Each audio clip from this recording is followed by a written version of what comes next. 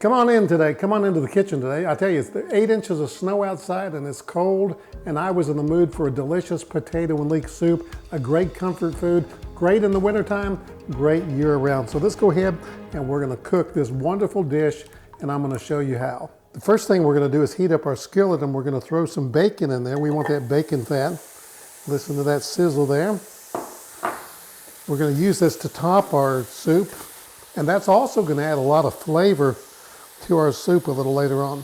All right, our bacon's good and crisp. I'm gonna go ahead and turn my fire down a little bit. We're gonna get this out of here and put it over here and let it drain a little bit. After it cools down, we're gonna chop this up because it's gonna be a condiment on top of our soup.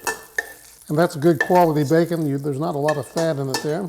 Now what I'm gonna do is come over here and we're gonna put a little bit of butter in, not much, and we're gonna saute until they're nice and tender. Our shallots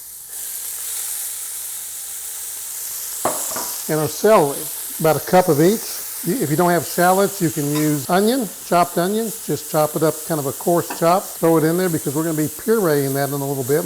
We'll put a little kosher salt in it just to let it sweat a little bit more. And boy, that smells absolutely wonderful. So we'll go ahead and cook that for just a second. All right, the next step here is we're going to add 6 cups of our chicken stock, and that's going to deglaze this pan a little bit. We're going to bring that to a boil. I'm going to go ahead and add about 5 pounds of my potatoes. These are B-sized red potatoes. I've cut into consistent sized pieces so they'll all cook evenly. We're going to just put those in there, bring that up to a boil. Then we're going to reduce it down to a simmer.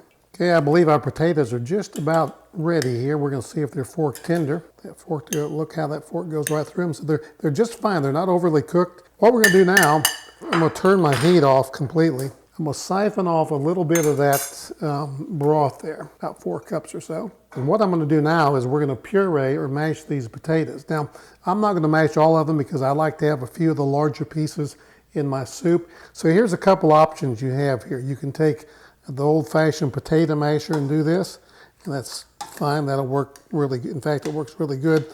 Or you can take an immersion blender over here, kind of like this, and do that. Either one works. Leave some of those bigger pieces in there. We're going to pour our broth back in. Go ahead and turn our heat back on.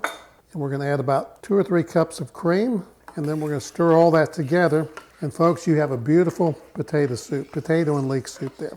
Doesn't that look wonderful? We're just going to let it cook probably 30, 40 minutes to let that thicken up a little bit and to let some of those flavors of the leeks and the celery kind of meld together. It's going to be really, really good. Did you notice anything peculiar about this soup that you probably haven't seen in many videos? We did not use a starch, we did not use a cornstarch, or did we use flour as a roux to thicken our soup? What did we do?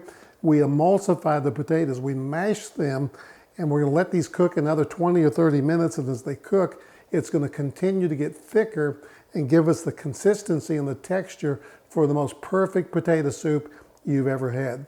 Wasn't that so easy? And aren't you glad you stayed tuned? Delicious potato and leek soup. I'm going to top it with a little bit of bacon and cheese and maybe a little sour cream, and it's going to be so, so delicious. Thanks for watching today. Comment, tell me about your experience making the soup, and tell me how you make your soup. And above all things this week, not only remember, love to cook, but cook to love.